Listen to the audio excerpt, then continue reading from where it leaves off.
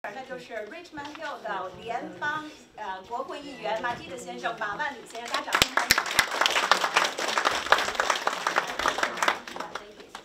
Well, good afternoon, everyone. Good afternoon. My name is Maji Johari, and my Chinese name, as you heard, is Ma Wanli, if I'm pronouncing it correctly. First of all, Daijahao, it's great to be here.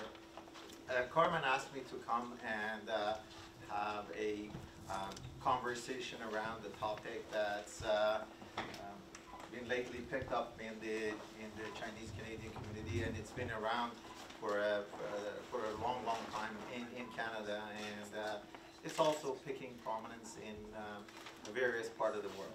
Somebody doing the translation, or keep going? You gotta talk a bit loud. 首先，马万里国会议员非常高兴能来到这儿见到大家，然后听你们来这个 discussion。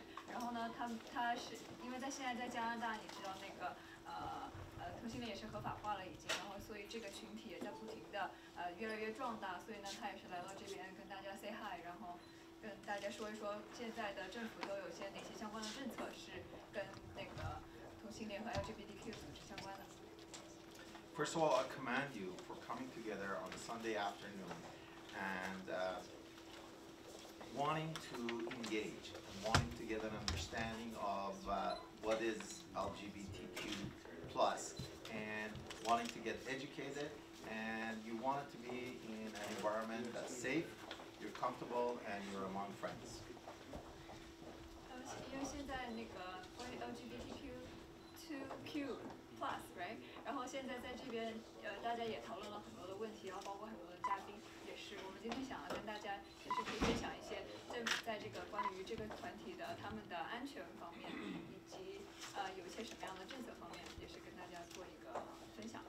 Also like to thank Carmen for taking leadership on many profiles, not only on the LGBTQ2+, but also some of the other elements such as mental health, such as youth, that really come as a result of individuals that are categorized as part of this category and coming out, and they want to be able to feel that they're contributing, they're loved, they're safe, and they have the support of the community.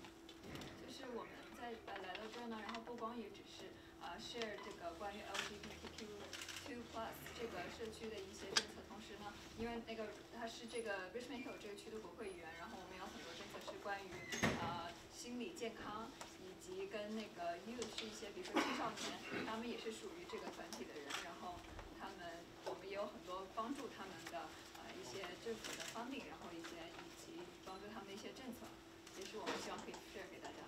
So on the few minutes that I have, I'm going to try to cover about 3 topics for you.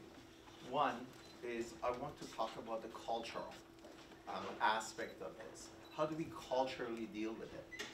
The other one is around some of the legislation that the government and some of the initiatives that the government has put together to be able to support this. And the third one, I really want to talk about how can we make a much more safer and inclusive community, which is very strong but very open into concepts such as LGBTQ+.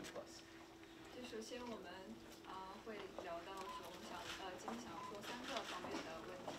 第一个就是来聊聊就是 LGBTQ， 然后第二个就是我们想聊一聊就是我们在这方面提供的一些真正的政策，然后第3个就是说我们怎么样建立一个这样的一个社区，就是可以很包容，然后不光只是 LGBTQ 组织，以及像类似的这种一些 minority 的一些社团对。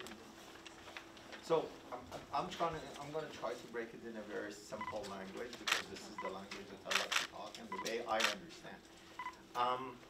First of all, let's acknowledge that being categorized or being fall into the family of LGBTQ2+ is not a medical, or is not a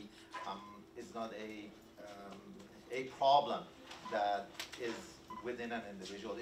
It's just the way it is. The same way that my hair is black, the same way that my eye is black, the same way that my skin is somewhere between white and gray. It's just that's the way it genetically is, and it's not a sickness. It's not the same thing as a mental health. If somebody is dealing with mental health, it's not. There's nothing wrong with being feeling that you belong to the LGBTQ2+ family. You're still a human being. There's still blood running through your veins. You still are an amazing individual. You still deserve to be loved. You still deserve to love. You still deserve to live in an environment that you command respect, and everybody should respect you. You should feel free that you could do anything you want to do, and anybody. We should be proud of it. We should be saying that we are proud to be part of this community and understand this community. The same way that we come to Canada, and I think nowhere in the world this could better understood than somewhere in Canada, because we all come from different cultures. Canada is an immigrant-based country. We come from different cultures, we come from different backgrounds, and we come from different ideology. Therefore, Canada as a whole, with the concept of multiculturalism, with the concept of inclusivity, truly is a country who can embrace, and it has embraced, and it has legalized same-sex marriage since early 2000s, and it's fostering it. Now, it's up to us as a community to come in and educate, break the stigma, and be comfortable to talk about it and support all stakeholders that are involved in this. 我打断一下 ，sorry， 大家不懂的请举一下手，就是他刚才讲的这个，我们需要翻译的举一下手。现在 ，OK， 呀，你能快速给他翻译一下？谢谢。那我就长话短说，讲的就是说，因为这个 LGBTQ 组织，我们觉得就是成为这个人群，它是没有任何问题的。然后我们也就是它就像我的那个黑色的头发、黑色的眼睛，就像我的皮肤的颜色一样，它就是这么的自然。它可能就是你先天性，它就是这样的一个人。然后你们应该感到为自己也感到骄傲，你们能够站出来，然后为这个群体发声。然后同时我们那个国家也有很多政策，然后包括像现在我们那个已经合法化了，然后这也是一个非常好的一个环境，能让大家来探讨这个问题。So culturally, I come from Iran.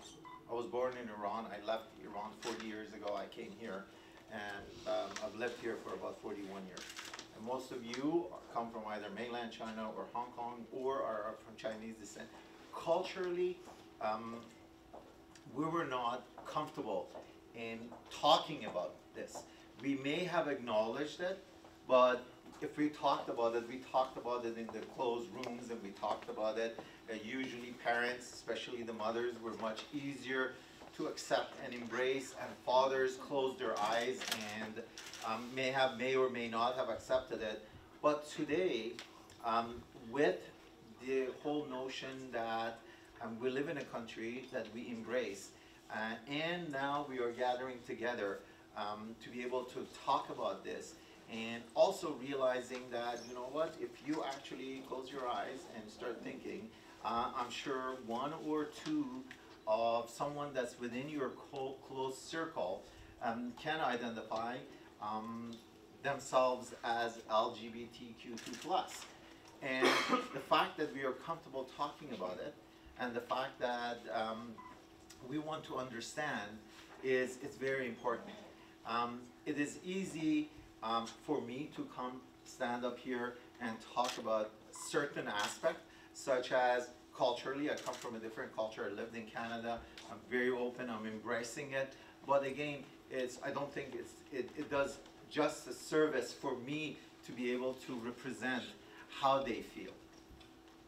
Or I keep using the word they because again, LGBTQ+, they identify gender in a very different way, and it's much more inclusive than the way we typically identify gender as a male or a female. And we need to accept that, we need to embrace it, and we need to find the right terminology for it, so people like me are much more comfortable calling it rather than he or she. But culturally, we've also evolved. even if you go back and you look at, I recently came back from China, and I haven't been to Iran for a long time, but from the people that they're coming and talking to me, even the older cultural part is now embracing, and it's willing to talk about it.